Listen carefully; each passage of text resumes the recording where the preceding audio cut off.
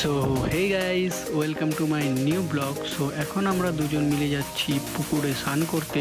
So যেতে যেতে পাশে ছিল এক দোকান, তো সেখান থেকে নিয়ে নিচ্ছি এখন কিছু খাবার, কারণ বাদরটা কিছু খেয়ে আসেনি বাড়ি থেকে। সো পুকুর পাড়ে এসে দেখি যে খুবই মিষ্টি হাওয়া দিচ্ছে, আর একজন দেখতে পাচ্ছি ওই পাশে ঘুমিয়ে আছে। আর আমারও ঘুম পেয়ে যাচ্ছিলো এত মিষ্টি হাওয়া। সো বেশি দেরি না করে তারপরে আমরা যেগুলো নিয়ে এসেছিলাম, সো দুজন মিলে আমরা খুবই মজা করে খেয়ে নিলাম। খেয়ে দিয়ে নেমে পড়লাম পুকুরে স্নান করতে। আর এই মোটুটা আসছিল ওই দিক থেকে পুকুরের ওই পারে। আর আমার তো আজকে পুকুরে স্নান করার কোনো মুডই ছিল না, শুধুমাত্র ওই বাদরটার জন্য আসা, কারণ খুবই জেদ করছিল। তারপরে আমার স্নান করা হয়ে গেছিলো কমপ্লিট, আর বাদরটা উঠতেই যাচ্ছিল না, অনেক জোর জবরদস্তি করে উঠালাম। সো এখন যাচ্ছি আমরা বাড়ি। সো দেখা হবে নেক্সট ব্লগে গাইস। আর কেমন লাগলো তোমাদেরকে অবশ্যই তোমরা কমেন্টে জানিও।